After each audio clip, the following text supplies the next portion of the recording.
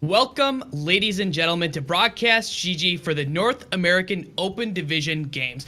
My name is Blake Panashevitz, and with me today, I have some wonderful people who are going to break down these games between Nomads and Wild Wolfpack. Thank you, guys. Today on the desk, we have Beatdown Boulevard as well as Panda. Thank you so much for being here, guys. So, looking right into this, how we're gonna get going for these games, I kind of want you guys to start to break down for me a little bit what we can expect to see here. So we have Nomads versus Wild Wolfpack. So guys, looking at what we've seen coming up from Open Division with the teams coming in here, what should we be looking out for inside of these games? Probably going to be a lot of goats. Sorry, go ahead, Beat. No, it's okay. Yeah, it was mostly, I was just going to say that too. It was probably going to be goats because, I mean, these are from what we're looking at on these sheets, these are what the teams are most comfortable playing. It is the strongest comp going in right now, so, I mean, why not? I mean, goats is the most powerful, yeah. But we've also been, even prior to going on air here, we were discussing a tournament that's going on adjacent to us on a very friendly streamer in the Overwatch community. When it comes down to picks and bans, heroes in this current patch that are also very viable can also be Mercy. And another hero that just got released too is Ashe. And those two heroes work very well with one another. And if we have a player on either one of these teams, Nomads or Wild Wolfpack, we could see some more versatile play coming out depending on the map which we play on. So goats is something that we've seen very much through the entire Open Edition and really in Overwatch for a while now. What should you be looking out for when you see a team coming into a game and they're playing goats? What should fans and viewers be looking at to know whether or not a team is a good goats player? Boulevard, you start us off. Yeah, you mean whether or not a team properly runs goats? Yeah.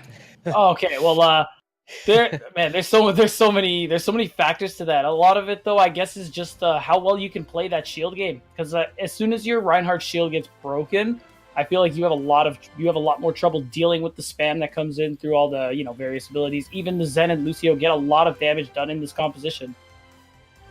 Let's go ahead and just accentuate on what the GOATS comp is too here. I mean, the GOATS composition, and just to give you a quick history tour around the realm of Overwatch, there are always these presidents in these compositions which we play around. I mean, sure, Hanzo and Widowmaker shared it when we were in Double Sniper, but there's always that Covenant president spot. Which is the strongest hero that your team composition has played around? And Beatdown's right, it's the Reinhardt. You look at the Brigitte, you look at how the Zarya plays around those projected barriers that you have to use, not only for your own personal charge and damage and ult concentration and value, you have to also use it to cleanse your Reinhardt, to keep your Reinhardt alive. We see teams crumble more or less, and that's more than just a pun. That's quite literally what happens when they lose the Reinhardt. When the Reinhardt goes down and you have no frontline capability and you have no sustainability, when your Brigitte goes down too, the rest of the composition just crumbles. You have to play around the Reinhardt properly. You have to play passively, pick your fights, use your Lucio speed boost. There's a lot of small things that go inside the GOATS composition that come down to mere cooldown advantages. Even it's not just the ult economy here, Blake. It also comes down to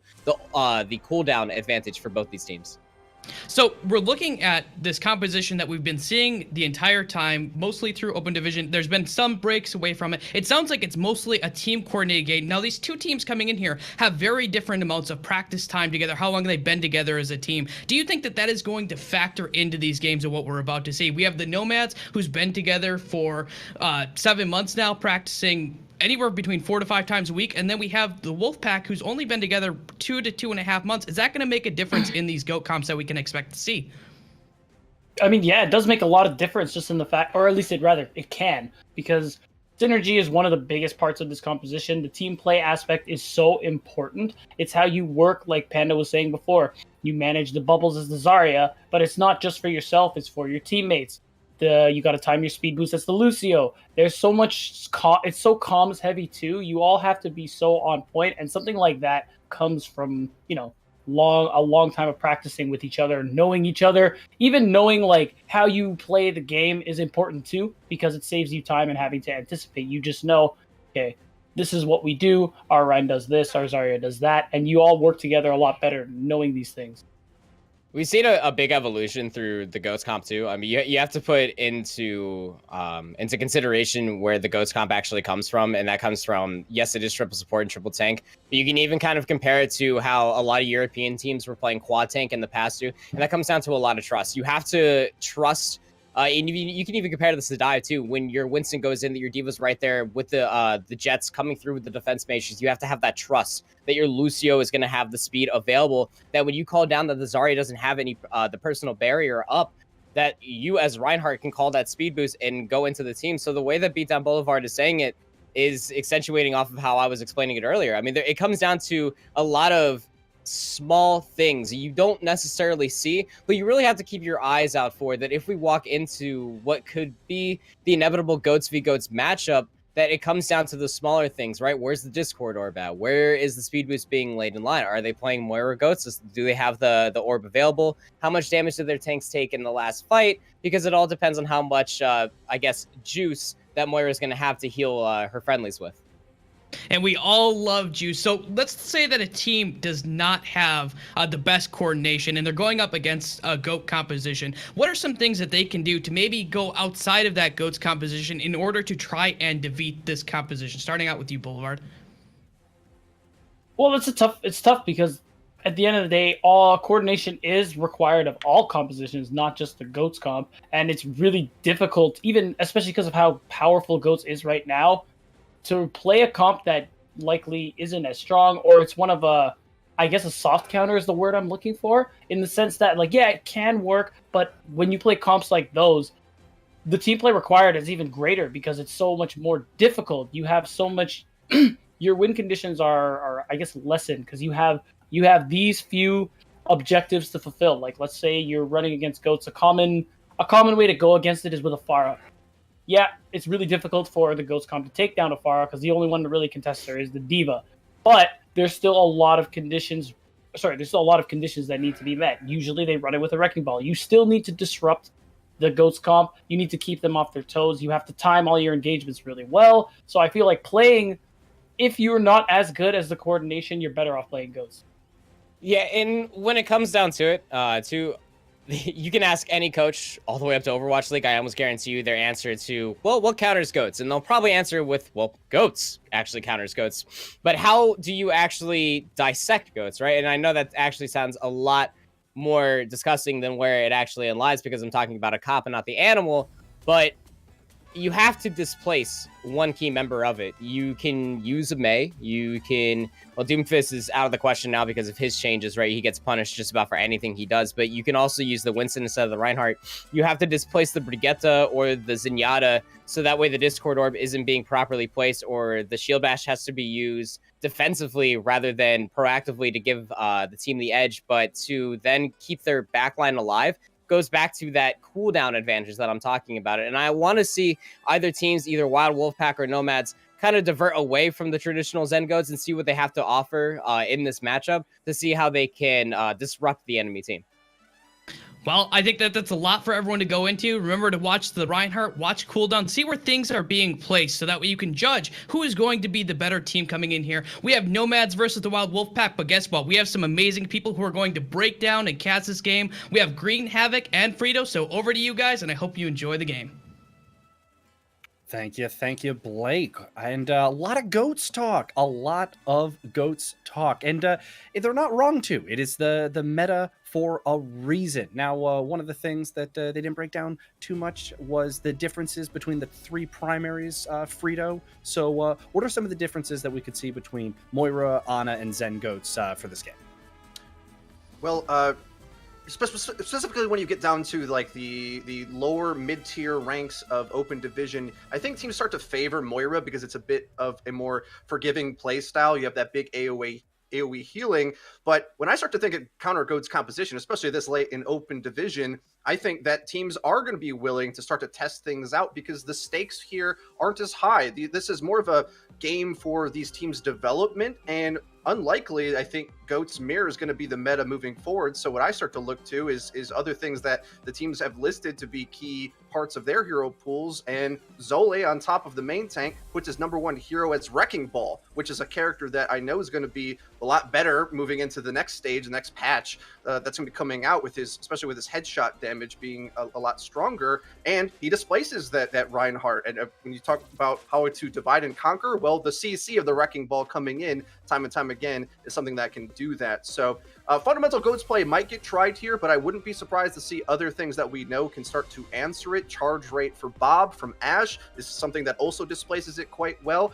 And Mercy play, being able to pocket either a Pharah or even that Ash pick in order to get a lot of damage in to start to break down these team comps, because you really need a high level of Goats play in order to cover each other to stop damage from working. And until you get that level of proficiency, you can start to see damage take over the game like it does in other metas. All right. Well, it does look like we have a player who is trying to connect. I'm not sure if they're quite ready yet, but it looks like we're going to be going to Nepal. And Nepal is a map that we have seen some non-Goats comps on. We see the Mei sometimes, we see Pharahs, we see Hanzos. So it kind of goes to what the desk was talking about. Now, those heroes are a little interesting to play because you can counter the Goats with it. But it's on that razor wire. When it works, you're like, oh, it's great. I love it. This is awesome. Why aren't we all doing it? And when it doesn't work, you're like, why didn't you go Goats?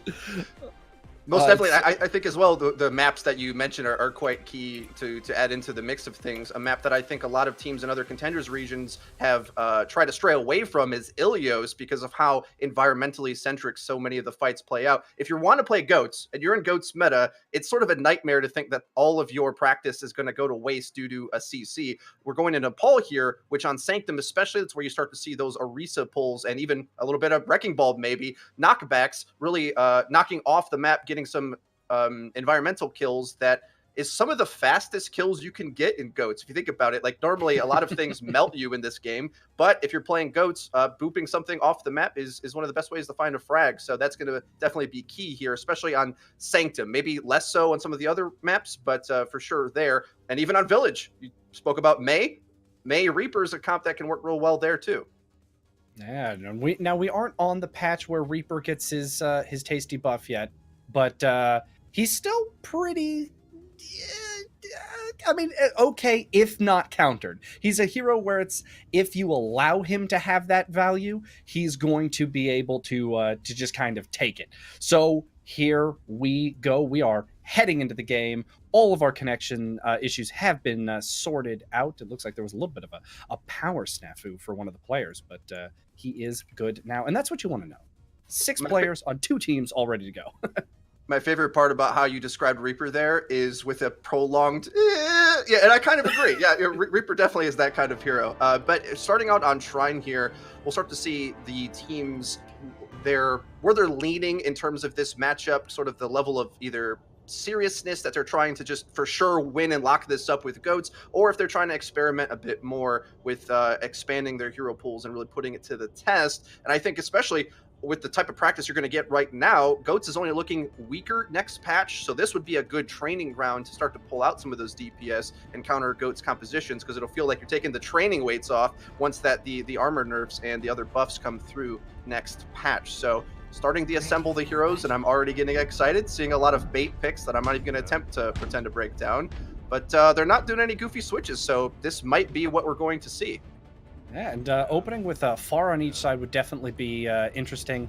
And I love I always love the round 1 of map 1, because it's like a handshake between the 2 teams. Both teams don't know what the other one's going to play, how they like to play, aggressive, passive, and we are about to see them experience it all for the first time right now. So we got our teams coming out of spawn. Here we go. It nearly was going to be a mirror composition, but we saw Shy speed boost the team out and then swap to the Mercy. Now, the big difference this is going to make is having far less mobility on your tanks, but more damage out of your Pharah. Already the first pick coming through from Shakedown onto the enemy McCree. And that is a big one. That Fire Strike opened up right down main. And, oh, look, Confined is going to go ahead, or Code Fiend is going to win the Pharah 1v1, and that's going to turn this fight back into a winnable situation. They have to back off because of a Bionate, and that's going to go ahead and give them the first take. And off on the sidelines, the McCree is able to take down Code Fiend, and they are going to have this point on lock for the time being. They are going to have to back on out. Now, I hate to be the bearer of bad news, but what I would actually like to see Wild Wolfpack swap to here is Goats. Making use of the Lucio speed boost is a lot easier when you have that Brigitte shield in front, and when the enemy is set up with Ana and Mercy defensively, it's actually quite a lot of firepower and staying power to be able to just hold this point, and you see them struggling to get through. A Brigitte shield bash kind of pushing on the front line would do a lot of good here, I think. And on top of that, the extra healing and survivability would allow them to come in, but the big bio comes in, but the shatter comes down from Shakedown, and that is just going to open it up for his team to roll that fight. It was a decent engage from the Wolfpack, but no, it is not going to go their way at all. Nomads shut that door quickly. And you see how they're able to really control these chokes. You got the damage boosted Pharah, and McCree, who now is on the Mick right click patch, really devastating on anything coming through, and the long range Deadeye able to out snipe the sniper. I am the sniper now, he says. They're gonna have to send back to the respawn, and you're starting to see the power of what this Mercy Ana composition has when it's holding space. Not as good at taking it, but then again, the Wolfpack team isn't playing the Wolfpack comp, so they're gonna start to struggle every time they get up to this choke.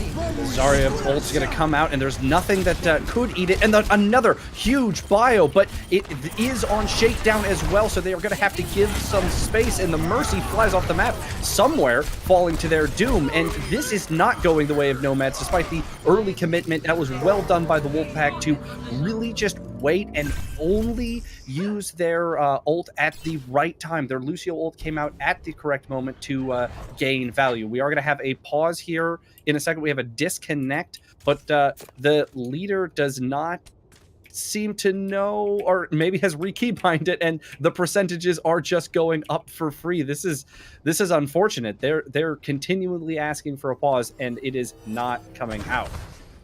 This is not where you want to be for this map. Luckily, they did get it to 94%, but 23% goes to the Wolfpack for free. That's a little unfortunate, and you're going to have to not only physically recover, but now mentally recover from giving away 25% for free. Yeah, a few percentage points. Unfortunate that they weren't faster on the trigger finger hitting the pause button there, but you have to think that Nomads is in command of this round so far, despite losing some ultimate percentage. Hopefully when they get their player back here, just winning one fight will end up winning the round. And one of the things that we can see from Nomads is the fact that they have already swapped to presumably Zen Goats. That's what the comp looks like to me. Obviously, we don't know what the sixth player is going to go. And that's what we were wanting from the Wolfpack, is that swap. Is what we're doing working? Can we have a win condition with what we're doing? And they're like, well, we used a lot of ults in that last fight. Let's go something that doesn't need to rely on that. And now, realistically, we're going to see that Zen Goats. We have a Shatter online, and I feel like that could open this team fight up pretty easily, despite the fact that right now Wolfpack does have an ult advantage. And guys, I guess as we wait for our player to come back, we're going to toss to a quick break to resume the action. So we'll see you on the other side of this quick few-minute break.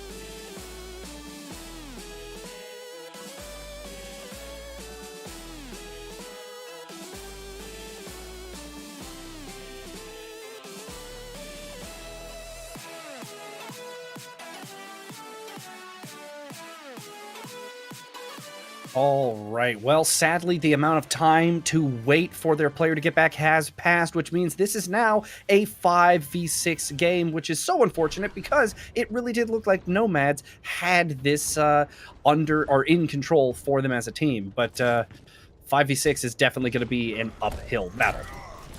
That, as well as the fact that the Wild Wolfpack has a 5-pack of ultimates sitting here to defend with. Ana Zen, kick off onto Soul as well, and that's going to spell doom for this push. Oh, big ults coming in. Maybe a little bit of an overcommitment of ults, especially since it's a 6v5, but they are going to go ahead and clean up this team fight. Not everything was necessary, but, you know, they are fine and happy to get the percentage. And one of the things it does do is shut down any chance for the Nomads to get much ults of their own. They only have the Earth Shatter, which they had at the beginning of the last fight. So it really is going to come down to they just have to play around this Shatter, follow up on the Shatter, and that's their primary win condition. They need it to be big, they need to wipe the enemy team, and they need to get these final 6% before anyone can come back to contest. So we're going to be posturing. Oh, another opening pick from a Codeine Fiend, and he is just absolutely lighting this game up. He was struggling in the beginning and has found his own, and now the player advantage is obviously big, but the accuracy that he's been having in the last few fights has definitely been noteworthy. A great Big sleep dart.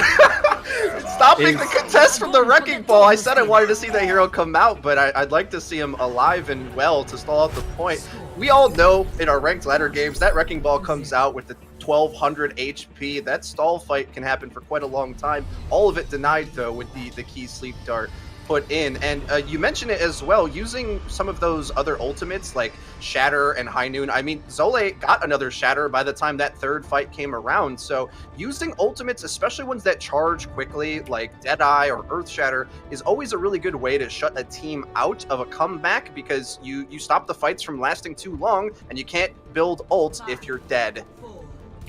Very, very true. And now Codeine Fiend's coming out on the Sombra. We're going to see Sombra McCree. Is definitely an interesting comp, but I don't think they're going to have much resistance. It's definitely going to be difficult for the Nomads playing that at 5 men. And once these hacks start going, it's essentially going to be a 4v6, and that is just rough. So we're going to have posture on the bridge. They're going to go ahead and wait as they find their hack. They've got the Lucio, which means a lot of his abilities are shut down. His AoEs don't work, can't switch his speed and healing, and we are going to see the aggression begin. Zoli just pushing onto the point. He's going to get knocked down and bioed. That was well played from the Nomads, but ultimately the main advantage is just too much for them. Wow, Sky coming back, though, and taking down the Ana. It's just not going to... Are they really going to take this They point? capped the point down of ban. That's absolutely incredible. They were winning in the poke battle against the Reinhardt quite well, and then a big Ana nade from Soul gets the team back up to full. Well, it turns out, how do you come back from a man disadvantage? You hit incredible abilities. Has the nano boost online, over 25% higher charge rate from his Ana counterpart on the enemy team, taking position smartly, and it looks like you don't even need the Brigitte to be alive and well on your team, and they would have won the fight anyway. So possibly even putting themselves in a good position on this round if their member is even able to reconnect. The aggressive grab does come out, and they aren't going to be able to get the value that they wanted from it. They are going to sadly fall to this nano-boosted Zoli. It was definitely a great hold. They get up to 40%, and they are back up to 6 people now. So this game is on, and the fact that they were able to get 40% while they were at 5 is definitely they are in a good spot now, especially that they have 6. They've got a slight ult advantage coming into this fight, and they are definitely going to feel like they should have won that first map, and I expect them to play a little angry. So here we go as the teams begin to posture around the point. The Junkrat is behind, getting some free value. The Genji blade comes out, and the Shatter hits them on the turn. We are seeing so many ults fly out. The tire is coming in. Can the tire find value? Because through all of those ults, we've only seen a couple of people fall down, and the Nomads are slowly losing this fight, and there we go. The kills finally come in for the Wolfpack, and the Nomads are sent back to spawn. However, the amount of ults that they got out of Wolfpack there was decent. They're going to be coming back with Lucio. They're coming back with Shatter, and they only have to outplay the Graviton for the next fight and potentially a Nano Boost. Yeah, it's the principle of defending with DPS, especially inaccurate on this Junkrat. Got his Riptire charged up really quickly and is halfway to his next one already. Gonna spell doom for this Goats comp if they're not able to start making progress on the point pretty early here before that ultimate gets online. Keep your eyes on the Zarya bubbles from Shocks to be able to outplay some of these ultimates that are going to be coming for the defense. An unfortunate boop there throws the Rogs Zen out of that killable range, and they are going to rotate onto the point now, but Shy gets picked off. They do flip the point, though, but it does not look like it is going to... A huge shatter from Shakedown, though. This fight might go back their own way. These two teams have been trading these ults back and forth, and the nano-boosted Junkrat, not your normal nano-boost target, is going to force the tanks to back off for Nomads, and they're going to attempt to flip this. But what a sleep! And that's going to knock down Shake, and that means that they have to regroup here a little bit, but they're going to have a window where they can re-aggress. But they've swapped off their main tank onto that Wrecking Ball, and again, it's a hero you wanted to see, Frito, but I don't know if this is when or how you wanted to see him. Yeah, usually you want to be able to find it on the maps that have environmental kills. Just turtled up on point here, it's going to be pretty difficult for the Wrecking Ball to find a slam engage when they're all playing on the point. Trying to get some displacement on the Rhine, but really, where's he going to go? He's just from one side of the point to the other. Tire coming in, though. Gets fire striked by Shakedown. What a play! That's going to keep the Goats comp alive. That's going to keep the Goats comp alive, and now they've got the rally, and that is just the best way to sustain yourself. They're definitely going to want to... They force the trance out, they've got the bomb, and there's nothing to block the bomb, so they are going to lose their mech for Wolfpack. The mines are going to come out onto the point, but there's nothing really to force Nomads onto the mines, so they're not going to find a lot of value. Arachnid is struggling to... We have the blade coming out, and he is immediately knocked back and not able to get onto the point, and the Nomads are going to take this round, starting it 5 versus 6. That was impressive, and it's what we want to see out of Goats. It's what we were talking about at the beginning of the show, and I think we're going to be talking about Goats quite a bit more. Definitely, and our analyst desk broke it down early. The Reinhardt can be such a key player in this Goats comp. In fact, you would maybe call the president or the star. Shakedown making the key frag on the Riptire to keep the team alive, but also with the key turn back play, or turnaround play rather, for the Earth Shatter in that really hectic fight where it looked like Wolfpack may have had a chance getting some early frags, but the Goats comp, they got a lot of tanks, and tanks have good ultimates. You land those ults, you win team fights. So really well played from Nomads in that second round. On to round 3, Sanctum. Oops City is how I like to call it. We're going to see a lot of that, I think. Definitely. We have the Nomads coming out with a little more of a standard comp. We've got them on the double sniper with the Orisa Diva, and we've got the Wolfpack coming out on a non-traditional comp, Pharah, Ashe, Wrecking Ball, and this is a map that there is that environmental kill. He's coming from behind, and he opens up the Pharah sight lines, and he gets in, and the shield does not quite land the way that they wanted to, with the Wolfpack picking up the first few kills with that unique entrance into the fight, and really just putting all of the Nomads in check and in these sightlines for the Pharah, and totally denied both of the double snipers any value. That was a really well taken engagement.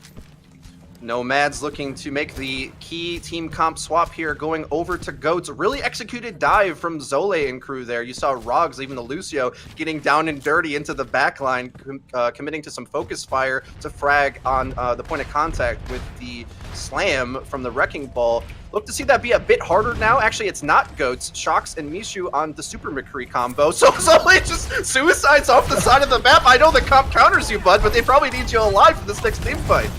And what could have been a little back and forth is now going to go straight over to the Nomads, because now the one thing that they had to worry about was getting their engagement right and not getting booped off the edge. However, Zole is back because Hammond is so fast, and the Nano Boost comes out.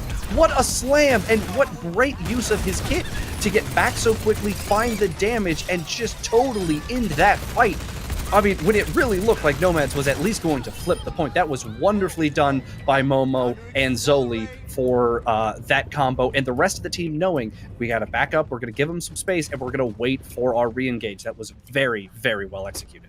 It was all a massive debate. Zole with the fake out suicide death to bring himself back to point. He's got his minefield back up, and that's going to be a nightmare for the Goats comp to try to push into. Slams in, gets stunned though, no adaptive shield, and he's down again. Don't worry, he'll be back in 5 seconds anyway. He'll be fine. So they do have to be careful with the positioning that they're in, because they got both of the DPS ults coming out.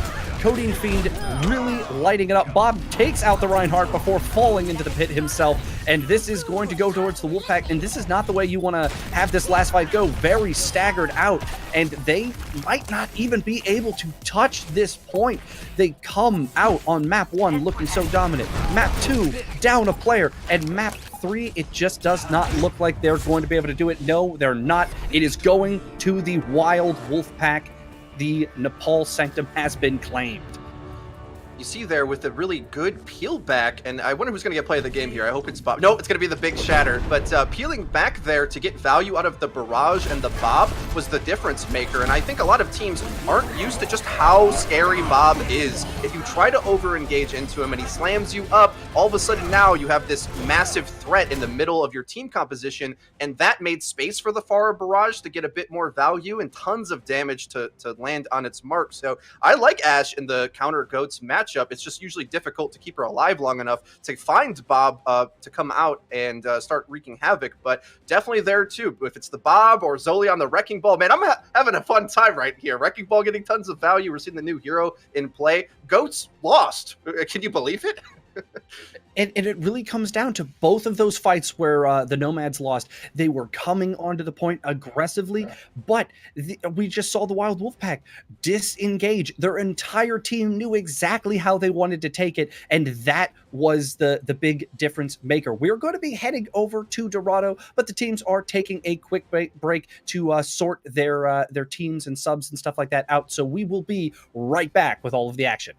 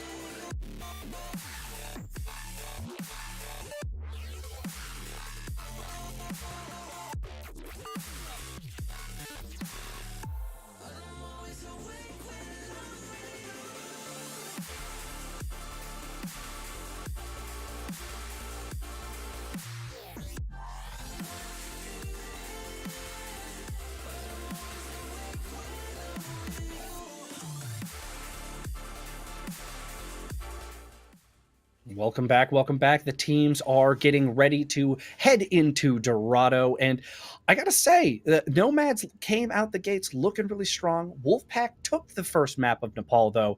And between Dorado and 66, I think with what we've seen with the Wild Wolfpack's flexibility and understanding how to back up and the timing of it, so far I'm leaning Wolfpack for these escorts. What about you, Frito?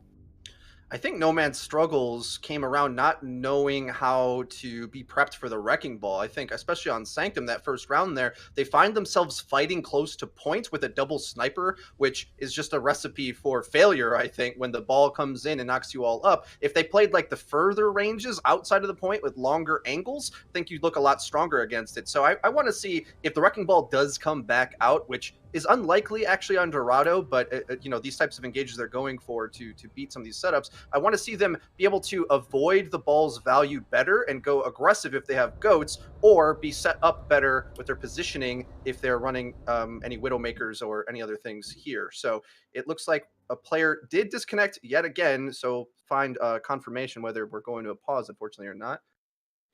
It's a little unfortunate for the Nomads. They can't quite get their connections sorted out, and it's been just so punishing. We are going to go ahead and send it to a quick break while we figure out if this is going to be a longer delay or if this DC is going to be like the first one. We'll be right back.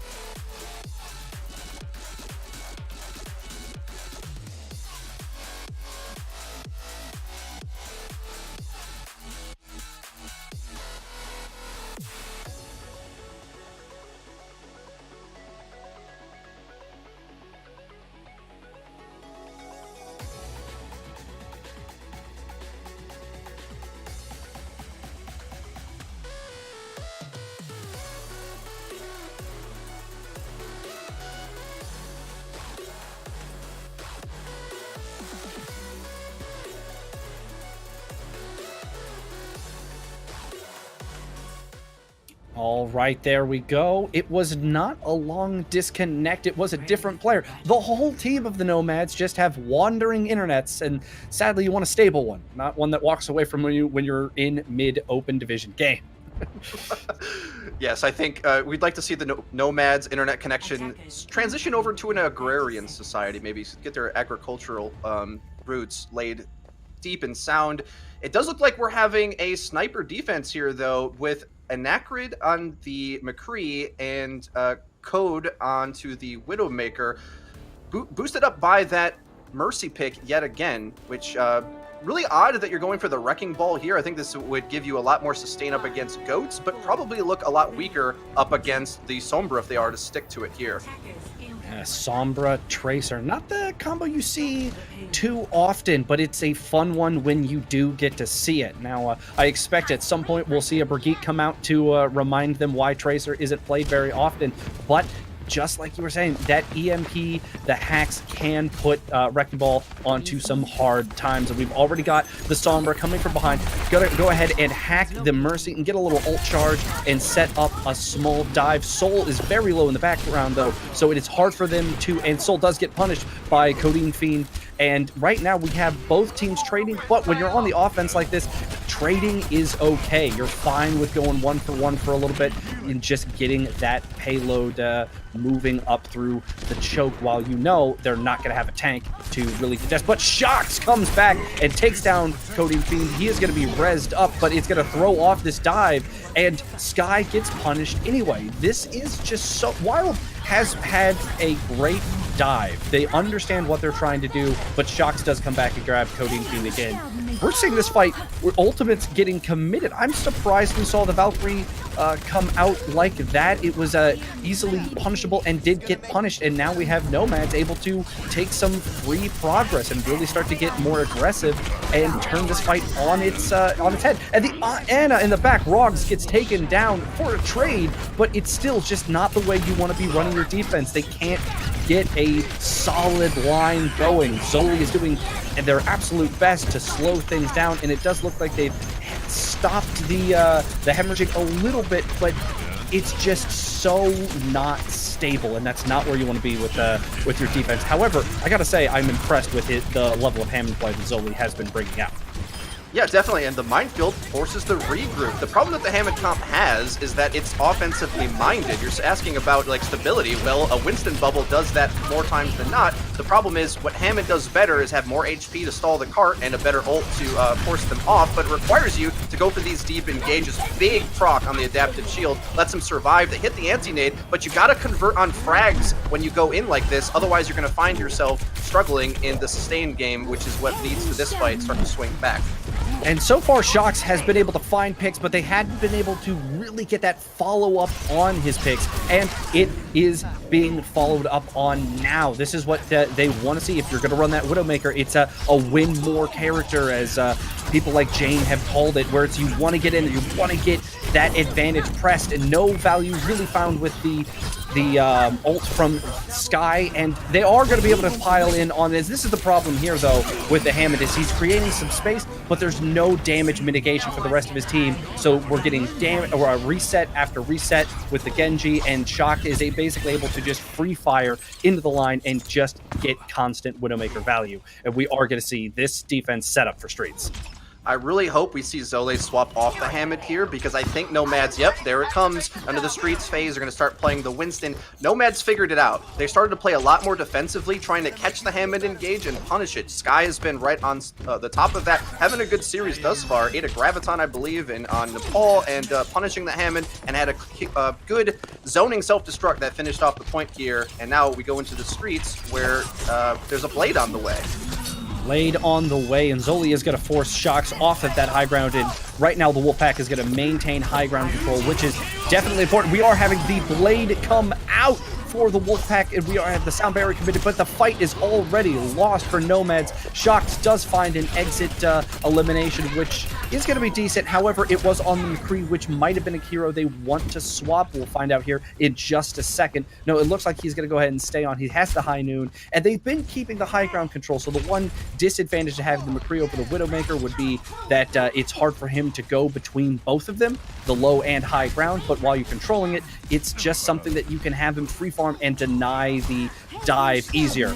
Codeine Fiend coming in a little deep, but is not punished, and picked off on the side. Mishu was not able to avoid the damage from Zoli, who is playing this Winston just as well as he was playing that Hammond. Avoids waking up the D.Va, and the bio comes in big purple. The bomb's thrown into the background, but again, no value found from Sky's ultimate. And so far, just the rotations that we are seeing from the Wolfpack have consistently been outplaying the Nomads on these dive heroes. Shock is able to finally get the high ground. It does pick up a elimination, but just not quick enough, and they are going to be sent back to spawn.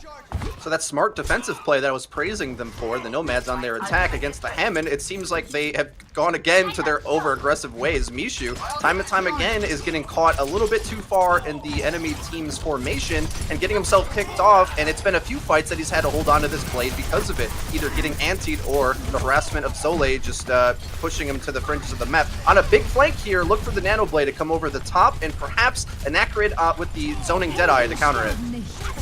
And I like the idea for the Wolfpack to go ahead and pop that Valkyrie quick. They have to know that Genji Blade is going to be coming out in any second, and they go ahead and pull the trigger on their Blade first. And they are going to ult in here quite a bit. We've got the Graviton committed, we've got Blades committed, Valkyries are in the air, and they're going to win this fight.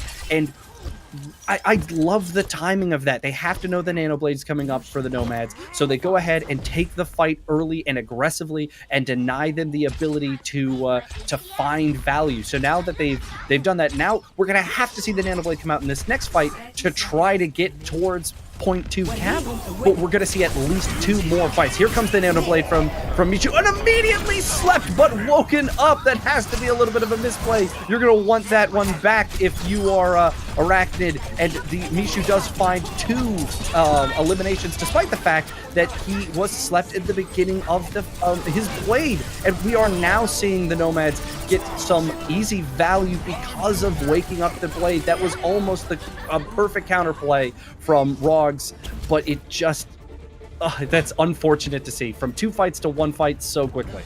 What a miraculous turn of events. Inaccurate had the Deadeye with a sleeping Genji on the floor. He had the time, I think, to pop that and secure the insta-kill on him, but Mishu basically was gifted a kill there with the Mick right-click, reflect ready, and that just opens up the entire Streets phase when there's something to do to. Big Nanoblade coming in now.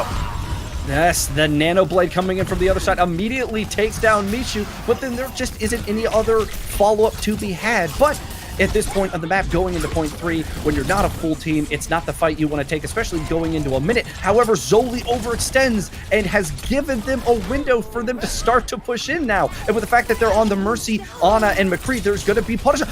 Wild Wolf gets taken out as he ults, and now Rox is put into a position that he does not want to be. Prev is throwing down his ult on the point and does find Mishu, and this is not the way that you want this to go if you're Wild Wolf. You gotta back up. You gotta get that regroup happening, and it does look like they're stabilizing a little bit. We're seeing Zoli throw in his primal, but again slept, but woken up. We're seeing somebody sleep. You gotta make sure that those let them sleep. It's not worth waking them up. Here we go as the fight is now kind of all over the map, and it is going to stabilize for the Wolfpack. We have a Nanoblade coming out for the Nomads. Immediately finds 3-4. What a blade! It was definitely done under some suspicious situation. However, Codeine Fiend doesn't have his blade quite yet, but is nano boosted to try to keep the contest alive. Has his blade, but it is over as far as the nano goes, but gets 2 anyway. He says, don't worry, I just need to stay alive and I'll find the frags myself. No big deal. And the Wolfpack does look like they are going to go ahead and hold the card here on point 3, not allowing that final cap.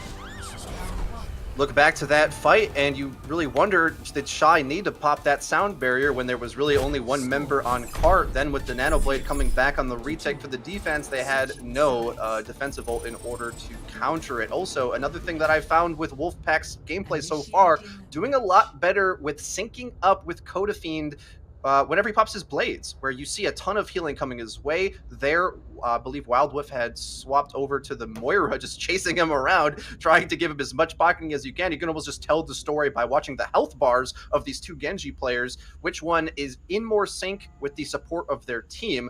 The other theme that majorly kept happening, again, as I mentioned earlier, Mishu. Often the farthest player forward on his team, and it's getting him caught out. I don't know if that's a miscommunication with him and his main tank Shakedown, or if he's just being a bit, getting his hand caught in the cookie jar, so to speak, trying to do a bit too much. Whereas it with a little bit more passivity, I think, would have netted him more value on that attack. And we're going to see the Nomads bringing out the Goats comp. Probably going to look to hold aggressively in the red building, just out of the spawn. Get that free extra fight, and if you can win that fight, it can sometimes set up a brutal spawn point hold. And we are going to see them not go for the red building. It looks like they're going to go ahead and give them space, which I'm not a huge fan of because of the way that the Wolfpack has been able to take their engagements versus the Goats in space. So I guess we'll have to see how this one plays out for them. The Goats comp can work on the defense here, but I'd imagine at some point Shakedown will be forced to swap onto the Winston in order to deal with these damage angles that could be coming from both the Ashe and the Genji. Going for the chokehold here, though, is guaranteed time off the clock as long as you sustain in this corner as they wait for the cart to come around.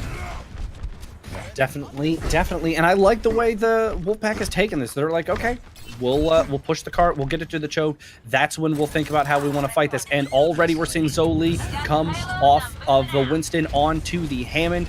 We've got Codeine Fiend on that Pharah, going to be raining down, and it's all about setting up the big dive. We've seen them do it before, but this time there isn't the same pit of doom to send people flying into, so will they be able to find that same value? The DMEC on Sky from Codeine Fiend is huge. That's going to allow so much more damage to start freely flowing into the Goats comp, and that means that we're going to see Bob very quickly, already up to 90%. The second that Bob comes online, huge slam coming in from Zoli, and they're not quite able to find a pickoff yet, but Bob is going to come out, and can Bob do something? onto the well isn't going to be the best sightline for him, but Zoli's going to take down Mishu, and there is the damage finally flowing in. They were able to set so much up for free with Codeine Fiend knocking down Sky's mech so early in the fight. We saw Bob come out quickly, and now we've got Pharmacy and Zoli online with their ultimates. Zoli showing a masterclass here in how to counter Goats Comp with Wrecking Ball. You saw him going in, zoning out the Reinhardt, getting really big knocks to do a lot of his own personal damage, but also just get the enemy off the cart. If they're off the cart, your DPS can shoot them, and that's what you need in order to charge up those ultimates so quick. So it's the space that he's making so that Ashe and Pharah can hit their shots. Again, Sky gets demexed so early into a fight, and it sets up basically a free barrage, not able to find anything real with Shocks, making sure that Pharah does not last very long. However, they are going to be able to get into the backline and get the res, however, at the cost of Wild Wolf, but it doesn't matter. Cake comes in big with a bomb, and it is all just clean up now. Mishu just decided to slow down the cart a little bit, but that bomb from Crab Cake was huge. That's what you want if you're a diva, and really sealed the deal for that fight. Who doesn't like cake?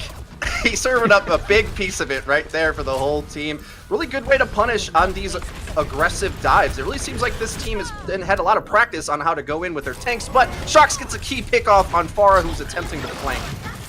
And that's what they needed. They needed to shut down Codeine Fiend. However, are we seeing ultimates come into this fight? I'm surprised that they're committing. And they do get the sound barrier out, but at the cost of their nano. So this is an oddly tempoed fight. They're trying to find minuscule areas of value maybe to set up for their next push, but it's definitely interesting. I feel like you just want to call the reset. Get Cake out of there. We like Cake. We like Cake with a mech more, though. You saw Rogs toss him the nano boost there to save the Hammond, and it pulls out the sound barrier, which I think from the attacking side is a net positive. Only problem is you're going up against triple support. So they've got two other support ults online coming up into this fight. They're going to be difficult to work with, but we'll see how the zoning Wrecking Ball ult, the minefield, is able to secure the cart here, but I think you would prefer to have it closer to the checkpoint before using it. Zoli needs to get out of dodge a little bit. Here comes Sky with a bomb, and it is going to take down Cake, but it's going to be rezzed up nice and quick, which does give him that mech back. We've got Mines, we've got Bob coming into this fight, and so far Bob has not had a sightline to be able to do too much, but this time he will. He is going to take down Shy, Arachnid takes down Soul, and that is a great opening for the Wolves to get this. They have to push the cart, though. There we go. They are now going to keep this moving forward. However, this is not over. Nomads definitely has a recontest here. Oh, but a huge dynamite is going to force them to back up just that extra step, and they are going to take the inches where they can get them, and they're going to cap number 2, and they are heading into point 3. Point C is unlocked. Here we go.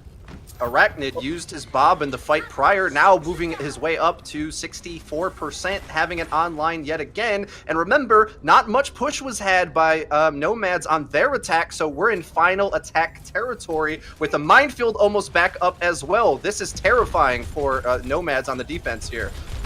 And again, you know, I love the way that Wild Wolf, they were going to just keep that aggressive posture because they just know how fast Zoli's going to get back here. Nano boosted High Noon is not going to find any real value. The bomb is going to, oh! And they find Shock. That was definitely not in the planned playbook for the Nomads, and now they are desperately trying to find an answer pick. But so far, again, we're just watching Wild Wolves know how they want to take these engagements. Bob is coming out this time with a great sideline, forces the trance to come out. Sky is going to have to commit his bomb, and it is going to find a few. It's going to both demech Cake and take Zoli out of the fight. This is going to have to be a reset from the Wolves.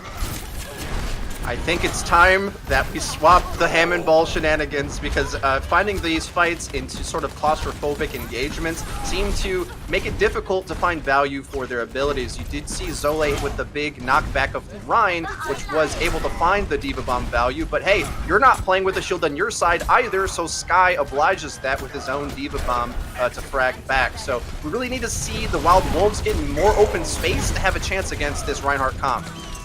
Another solid engage, and we've got Codeine Fiend zoning people out with that high noon. He's not going to be able to find anyone with it. It does get eaten. Codeine Fiend, though, does find the Zen anyway, but a huge shatter does keep this fight very much in Nomad's hands as they are able to pick up Zoli, and Wild Wolf going for the res in the background and is going to be able to find the res. The high noon is going to take down Arachnid, but is immediately answered by Codeine Fiend. This fight is going back and forth. The bomb forces out and picks up Shy. That is not what you want to do allow at this point. I don't know if they're going to be able to get back, and they are not going to be able to contest. This is going to the Wolfpack, and I gotta say, especially through streets, they just look so dominant in this map. So we're going to be heading into the halftime here, but Frito, so far we've been seeing a lot of Wrecking Ball. You have to be happy. I love seeing the hero, my favorite tank in the game, and I just want to take full credit for the Wild Wolves being able to take the point there, because I reverse caster cursed them. I did not expect them to be able to find purchase with their comp there, but we're able to find the DPS to get value. Really well played from the Wild Wolves. A lot of big reses, frankly, from Wild Wolf, the player. They're also the team name, not to be confused, but to keep the team alive in a lot of these extended fights. All right. Well, we do have a whole desk to break down the action that we just saw in our first half as the teams get ready for the second half. So, Blake and your big brain analysts, it's your turn. Let's hear about how we got here in this game. On over to you.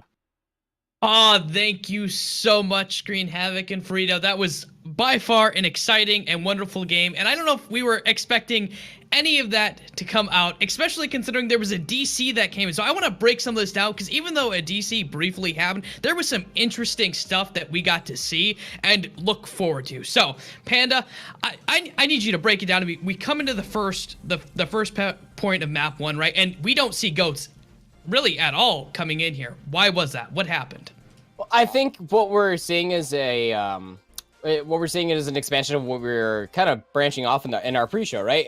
There are those hero picks. There are a certain amount of DPS picks that can be viable. Not so much at dealing with goats. I don't want everybody at home to get misconstrued on thinking that there is a direct counter to goats, but it's like Beatdown was saying, there are these soft counter to goats, and Ashe, Pharah, Pharmacy, more directly, are two ways that you can go about doing that. TNT is really good at burning targets. You take away the burst healing from any one of those healers. We saw a lot of Ana being played too, so once you get a couple of those cooldowns out, it makes things a little bit more, I would say, easier for your tanks to initiate onto the team fight. Pharmacy in that regard too is that you don't see many teams taking it to the table these days. I'm sure when these teams are playing in their scrims that you'll probably see a lot more Pharmacy. You probably see a lot of Pharmacy in your competitive games at home because it's so strong.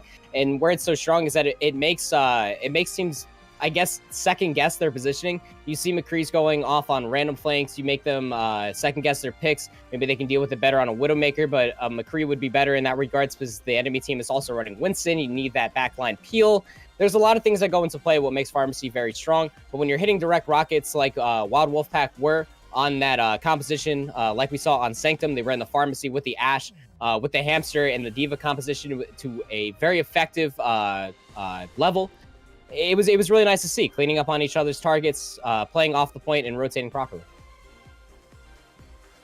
Okay, so Beat, I need to ask you a question then. So second map came in, there was a brief DC. What did you think about them swapping back to goats briefly without a Brigida?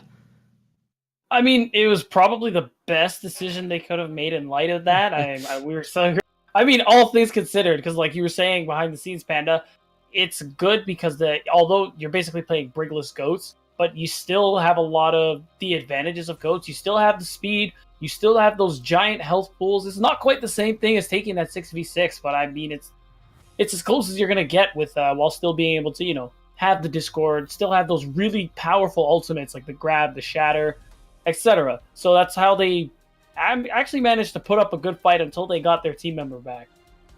And when Shy came back too, we were all sitting there. We were cheering like a bunch of cheerleaders. We're like, he's back! Oh my! Can you believe it? He came back as Brig, completed the goats puzzle, and had a rally within the next fight too. And that's how Nomads were able to take Village so convincingly. But I think what's most important too is just how goats is still powerful even when you don't have the Brigitte. You can still play around the Reinhardt, and that's why I compared it to how EU plays their quad tank and triple tank compositions. It's still very strong. Now, Nomads, they had some good showings there, especially like when we look at the Brigless Goats comp, as well as when they started to play Goats comp, but they still weren't able to take either one of the maps coming in here. Why was that? Why? What do they need to work on? What do they need to start to improve on? We'll start off with you, Beat. Well, I think the reason they didn't take Sanctum was because they just weren't really good with dealing with that composition that was run by Wolfpack. The what was it? The Wrecking Ball and the Diva, the Pharah and the Ashe. Really good composition for dealing with it. It was basically, again, I'm just gonna quote Panda because behind the scenes they were talking about there's so much issues you have to deal with. You deal with the poke from the Ashe as soon as you get around the one corner, and then around another corner you deal with the Pharah rockets. So it makes it really difficult for you to get past the point. So much damage being charging up DPS ultimates, I should say. So that's why as soon as you run Bob, you get the rocket barrage. It's a really good way to win fights.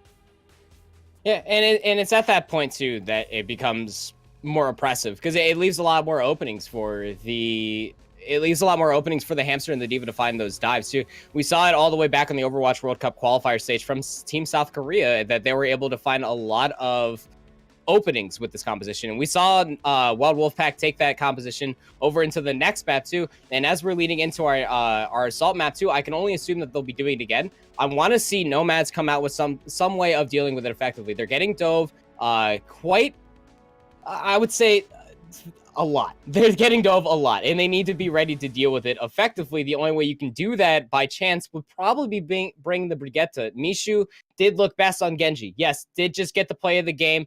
But you want to get that Brigitte, you want to keep the frontline pressure, and you got to keep your backline nominally peeled so that way you can keep the rest of your team alive, and so that way you can win team fights, because that's the only way Nomads is going to end up bringing themselves back into this game.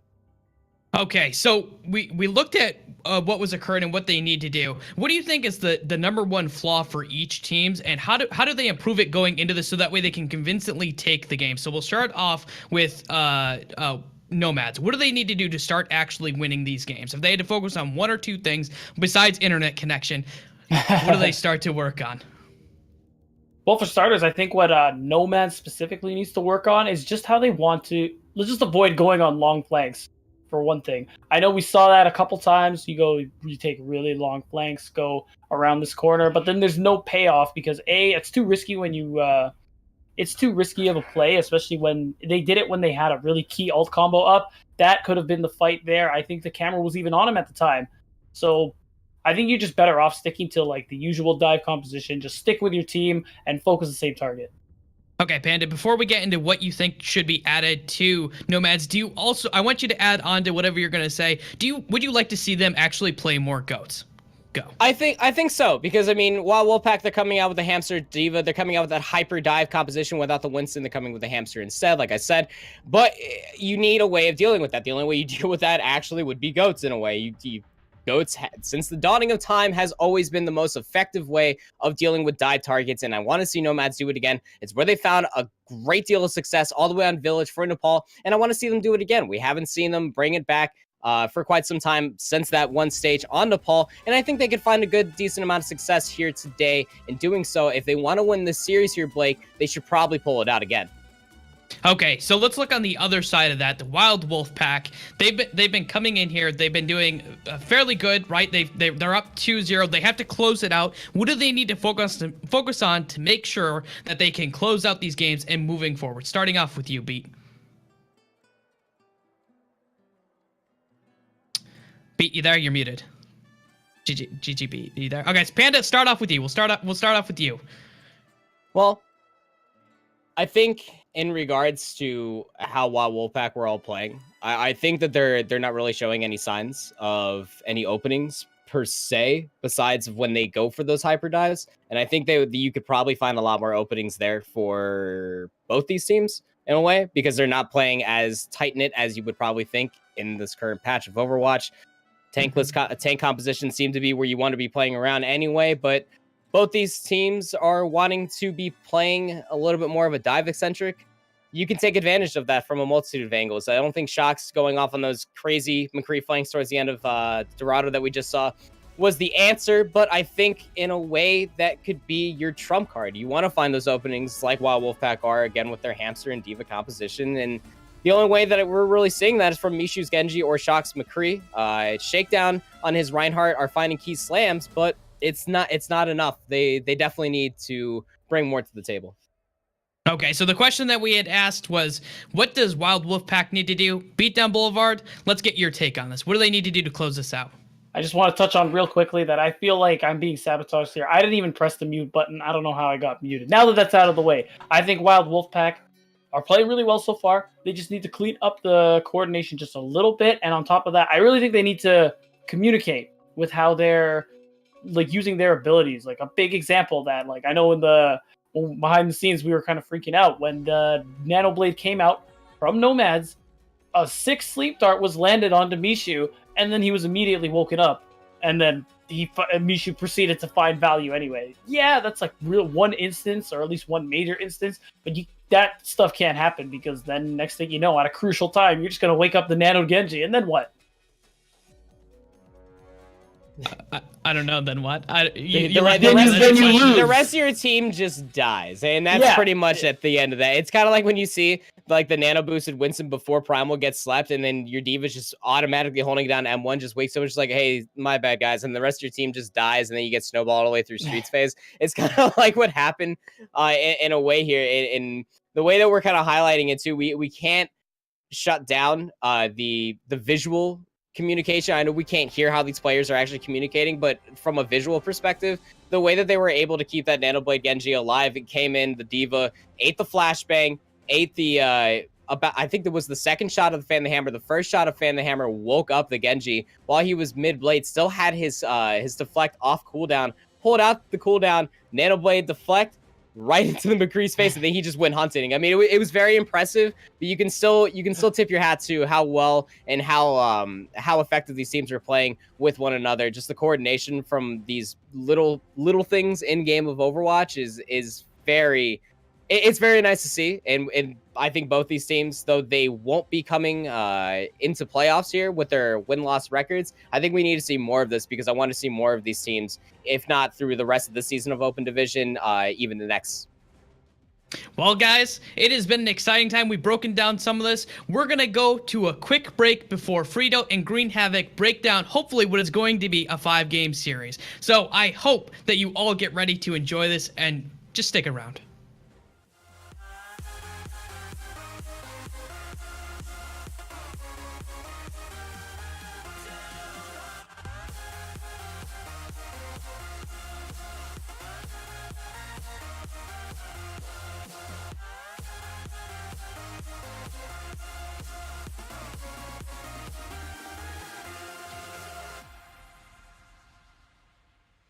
When the world takes hold, it never lets you go. Through the snow, we got a long way left to go. But you don't have to be downhearted. Let's return to where we started. You don't have to be downhearted, 'cause that'll be the one fighting for you. I'm fighting for you. When our love is awake,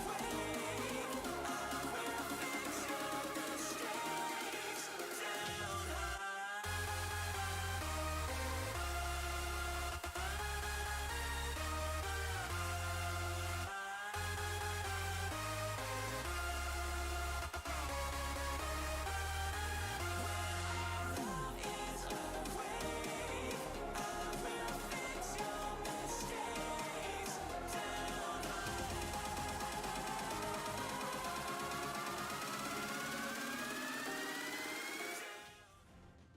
All right, we are here now on Hanamura. Now, don't let any of the in-game sounds you might hear fool you. Right now, we're waiting for the players to assemble, and they are now in the assemble your team screen. So we're going on to Hanamura. Frito, I'm excited because this is a map where now the dive can still be potent, but you can definitely get some big goats holds here. So if Nomads wanted to be able to turn this series around and make it a 5-game series like Blake was just hoping for, this could be the turning point. It also has to be the turning point. What do you think? Yeah, very good point. By mathematically speaking, they have to turn it around right now, and hopefully we start to see that. I think a big point that Beatdown made on the desk was about the flanking style of Nomads. I would like to see them adjust, because they started with that Sombra pick, which is really good against the Wrecking Ball if you wait to hack them. Misho actually feigning the Sombra on the attack probably isn't going to come out with it, but if we start to see the Hammond take over the game yet again, I hope we see Mishu stop flanking actually and play in the back line to catch the Wrecking Ball engaged. They started to do it a bit, but I don't think committed to it as hard as they needed to with how much value that Zole was getting. You can even run Sombra in a Goats comp anyway with just swapping it in and deal with any of the value that the Wrecking Ball can get. So we'll start to see if they make those adjustments here. Defensively, a really interesting composition with the combination of Junkrat and Ashe, which we know can be quite strong against Goats. Very true, it can be. And now the only thing I will say is Zole's Reinhardt is definitely been the weakest of his tanks. Now, not to say that it's been bad, but that his Hammond has just looked so good, and his dive was all on Winston was also very impressive. So we're going to see, does the Wolfpack, are they able to capitalize on those same windows of opportunity that we saw them on dive now that they're not playing it?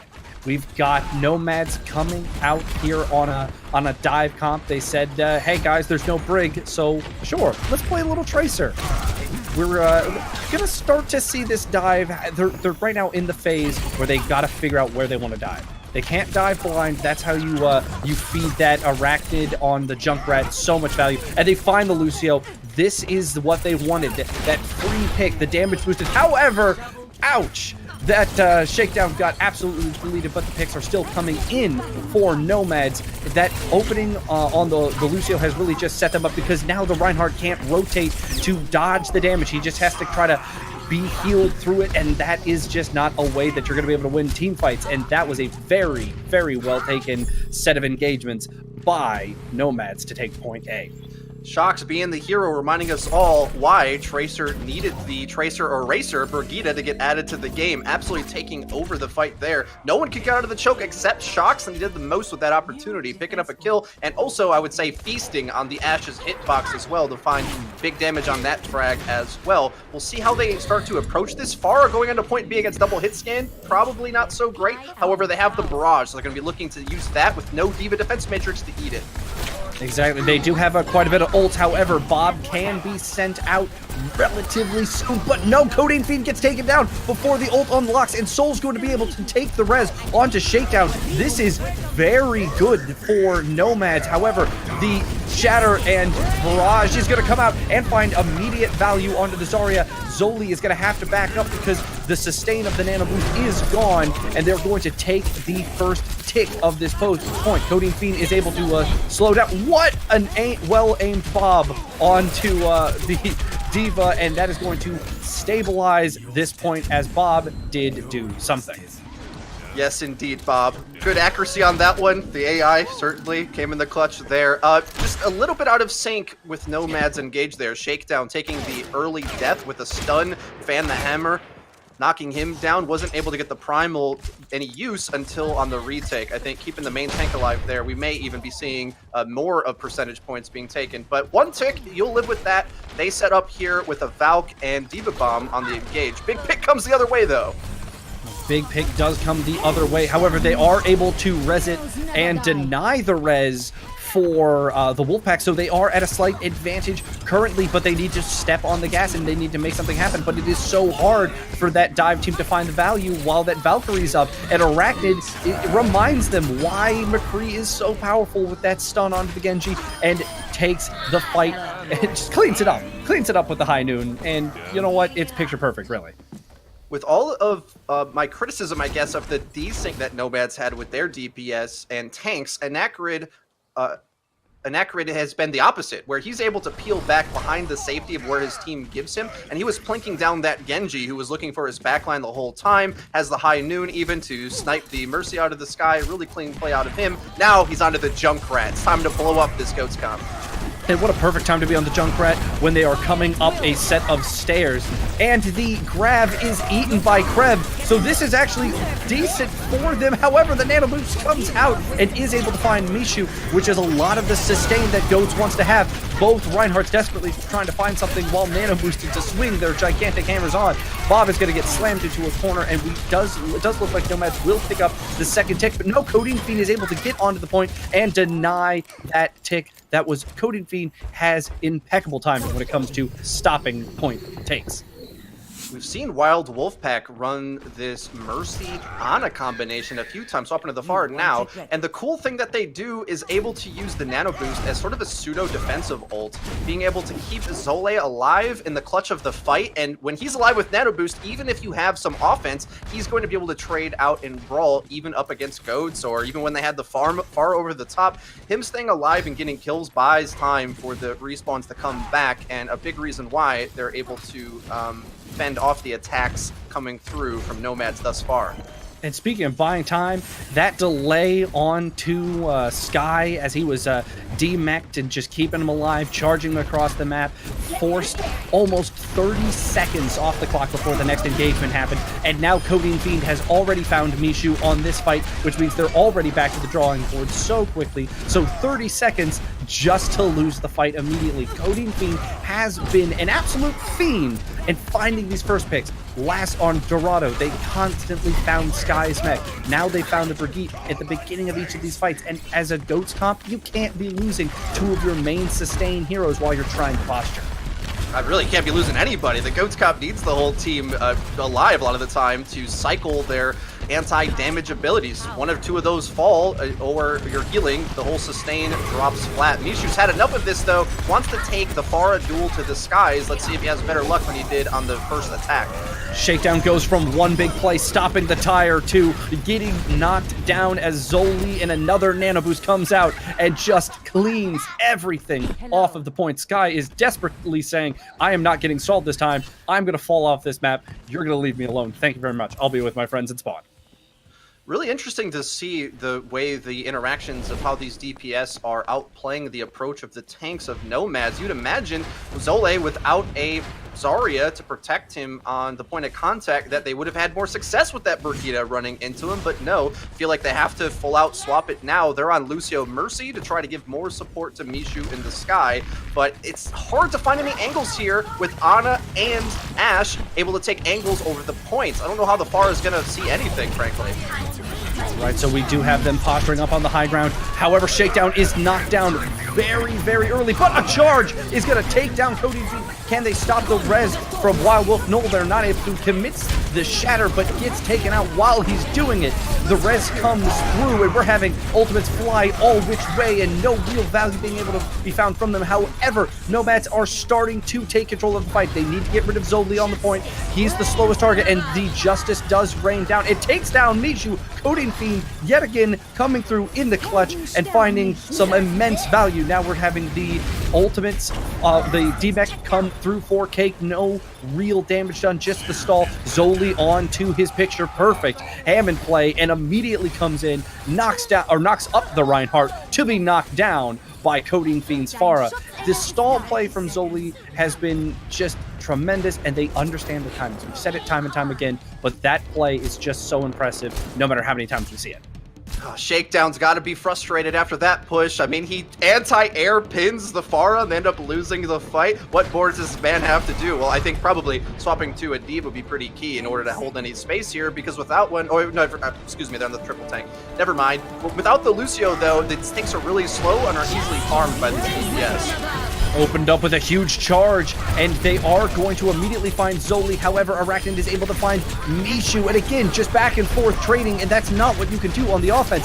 They have, Arachnid and Codeine Fiend have been just monsters at finding these picks from these angles. They understand the crossfire, and they're finding constant value. We're just having to see the ults fly out, and he does pick up two. So if there was ever a chance to be able to wait long enough and keep this contested for your team to get back, it is now, but it doesn't look like it's going to happen with a well-done boop from Zoli, knocking back the Tracer, forcing her to have to not recall and just go to the point, and that's going to lead to the elimination.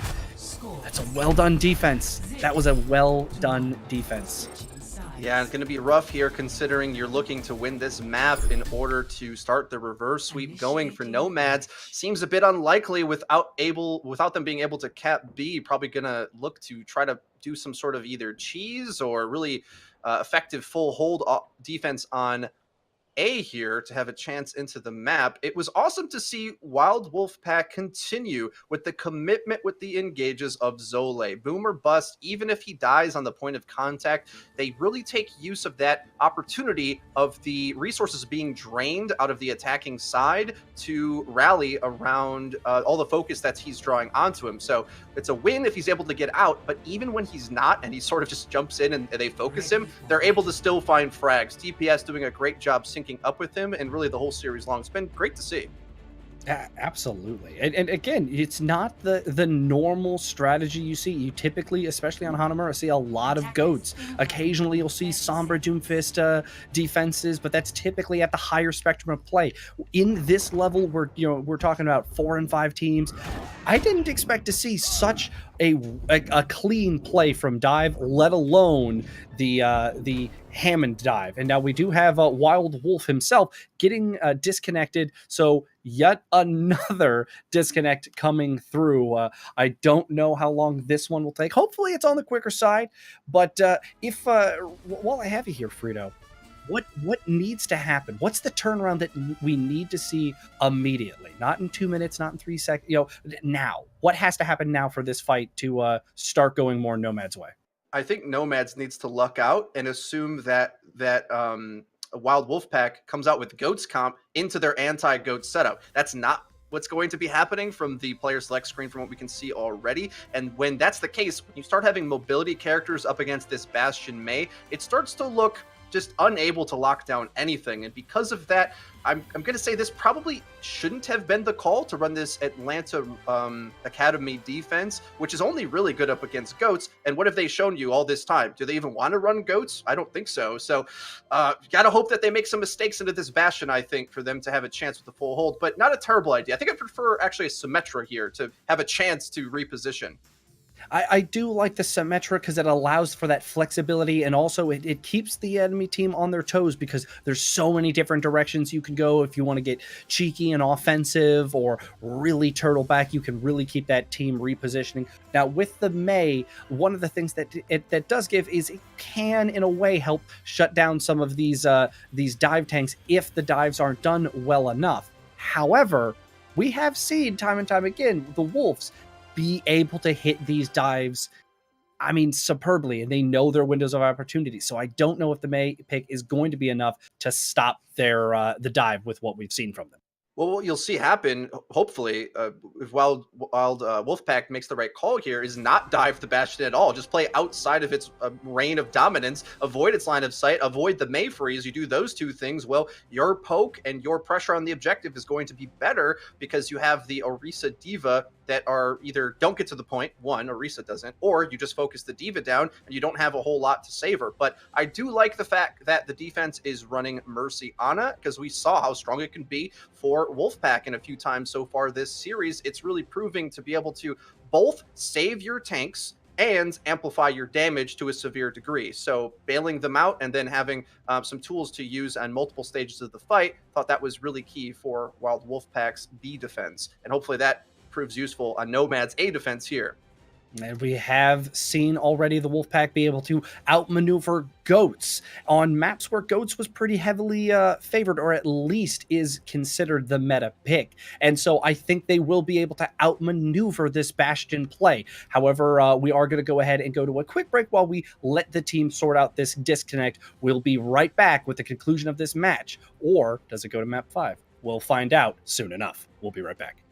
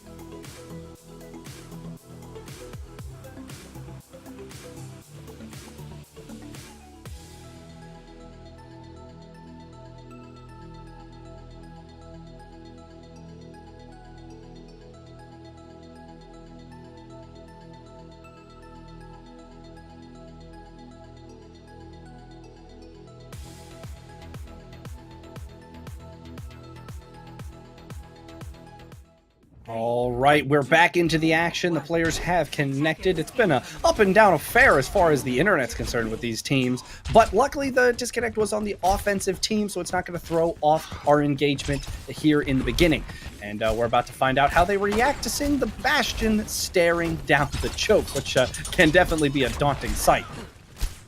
And they're going to go they're ahead making are they looking to adjust, or are they going to try to be able to... Do they know the maze here? The maze locked and loaded to wall them off. They hit the wall. Do they break the shield in time, though? This halt's going to be huge if they can find any kills. No. Successfully getting themselves into space, and now this is where the real game starts. Are they going to be able to get to point without taking any casualties? That's the key. Definitely, but there already comes one of their casualties, and they're able to bring back Rest in Peep, as he was the only one who had fallen. So this is now definitely a great wall, but they're going to lose their mech before they're able to punish the Reinhardt. That was a great job by Rogs to find, you know, a little bit of value as they exit this fight. I'm surprised they didn't exit a little faster, but they are going to have a window now where they don't have to play against that diva if they regroup fast enough. Well, Zole does swap over to the Winston here, but I think if you're Nomads, you are more than happy to have seen that Zarya Rein come out of the choke there, because those are not the tanks that you want to be using to counter this Bastion. And even halfway to Grav here, it looks like we're going to see a swap onto the Diva. That's right, this took way too long, frankly. 2:30 left on the clock, and with the ultimates on the defense coming up soon, this could have been a major mistake. The wall is down, though. Not that the dive tanks really care. They're going to dodge it anyway, but here's the game. Here's the engage. This time the grab was better, but the deflect was ready to deny that value. Rest in Peeps needs to get out of there pretty quickly, otherwise he's going to be looking down the barrel of a whole dive team by himself. Now we've set up the Mei at the front door. We've got the Bastion at the back door. This is how you want this this setup to be able to operate, forcing them to have to dive deep, and the Nano is going to come out. I'm surprised we haven't seen the wall to split the team. No, that is not the wall that you wanted in this kind of situation. One tick goes over immediately. We're going to go ahead and use Sound Barrier preemptively and throw in some ults and find value with the Genji Blade. Everyone was pumped up, and turns out, yeah, still sliced through a whole team like it's butter. What a great attack, and I think probably the best timed Sound Barrier we've seen all series. Wild Wolf popping that extra overshield right in time for them to press W over the Bastion. The ult couldn't find any purchase there whatsoever. He probably just had to run away. Anacrid also as well, getting a lot of key hacks, harassing the Bastion in the backline, getting him disabled out of that sentry form, so he couldn't put in the damage that he wanted to get. That bottle out of the space for the attacking side to come in. Slow roll here, as Cake doesn't have his mech yet, so they'll probably wait for that. And they did go to the sim to put it up top. Let's see how the attacking team outmaneuvers this defensive stronghold.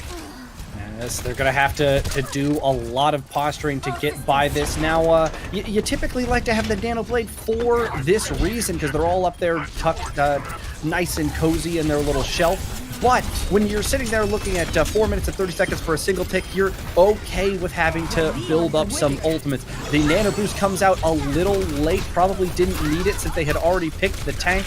And the fight, however, Codeine Fiend finds an exit pick on Shakedown. He is going to be res, so it's not going to come to much. But again, the ability for these DPS, for the Wolfpack to find just these picks out of seemingly nowhere has been impressive all series. Yeah, definitely. And pulling the Nano Boost, as you said earlier there, we do have Zole going down, so going to wait for the regroup here, but you have all of the ultimates you could ever dream of. How are they going to stop this EMP and then Nano Blade follow-up? They have all the pieces that if they land their Q keys just right up top to the fortress up there, you're probably going to see a full team wipe. But outplaying it here makes a full hold reasonable if they somehow maybe dodge it with a teleporter or are able to avoid the EMP, but hard to do so when you're all bunkered up together.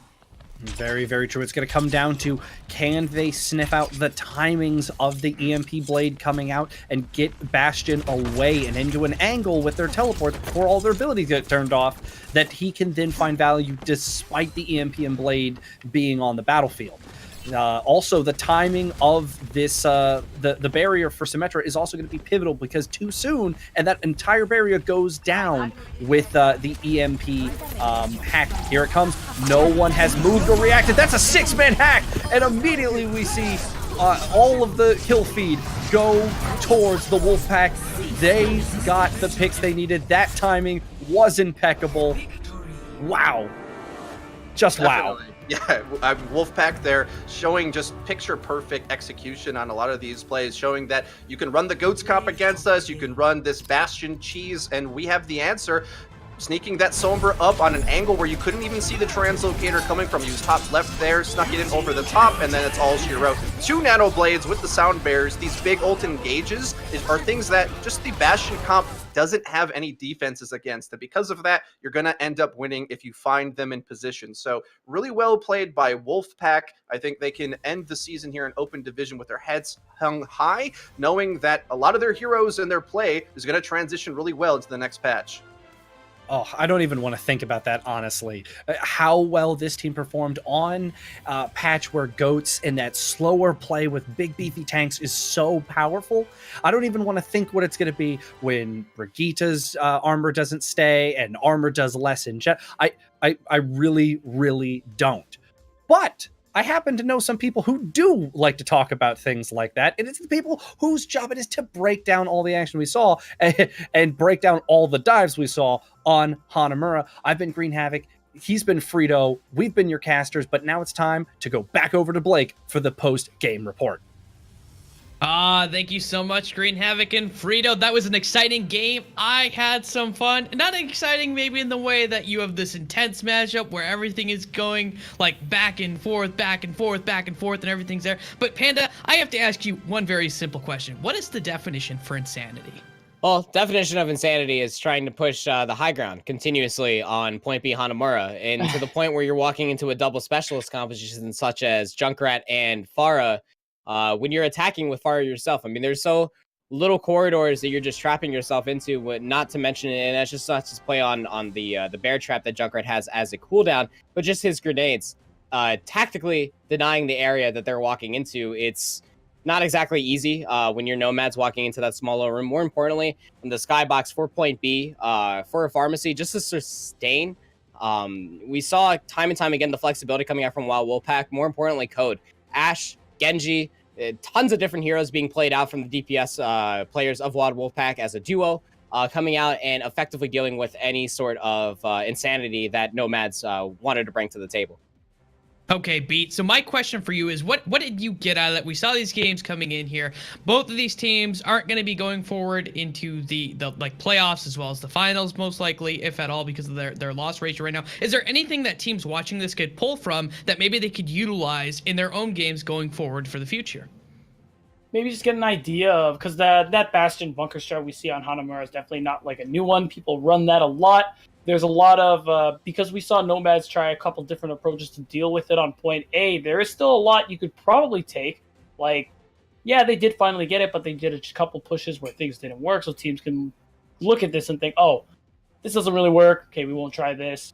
Maybe a different composition, because at the beginning we saw Nomads were running the Deathball comp against the Bastion. Doesn't really make a whole lot of sense, but either way, I think there was definitely a lot to take from it as just what not to do. Okay, Panda. So looking at Wild Wolf and what they can improve, they end on a high note. They got the wins in here. Like Frida was mentioning, it's something positive that they can kind of look forward to. They're gonna hopefully stay together and improve more often, or maybe they'll bring in new people. What are things that they could look to really kind of hone down on and start to improve, and things that we can expect to see from other teams that are higher up in this Open Division playoffs? I think this goes for both teams and for all teams in a manner of perspective too. Our caster screen, Having and Frito were highlighting it wonderfully on when they were signing off from their cast themselves, is that as we're walking into the new patch, we highlighted it today that Goats, yes, can still be very strong. When the armor starts to go away and it dissipates rather than being static after the rally has been popped, I think both teams need to realize that there's going to be other compositions that can be played around. Beatdown Boulevard already said it, that we see this bunker strategy being played out on assault maps, not just Hanamura, but a multitude of silly places in the Overwatch map community that we can see a lot of teams gaining headway on, gaining even further strength in taking maps off teams where you wouldn't necessarily suspect it, because we saw so many teams trying so many things just out of comfort, whether that's pushing the high ground on point B Hanamura, trying to dive in a Rissa composition, and trying to fight into a fight that's already been lost and investing resources where you shouldn't. All teams can take away the same thing at the end of the day. It's just about picking your fights into this composition, realizing when you actually have the advantage, keeping composed as far as the ult economy is concerned, and making sure that you stay one step ahead of the enemy on the team fight, whether that is shield advantage. And even going back to what we were talking about in the pre-show, even when it comes down to goats v goats, it's not just in that matchup, it is all together and across Overwatch. It comes down to that cooldown management. You have to make sure that you have that advantage going into each fight collectively in any composition, whether it is done out of comfort or it is done because it is one of the stronger compositions, being goats or the bunker composition. Well, I think to expect a lot of great things from all these teams being played in Open Division.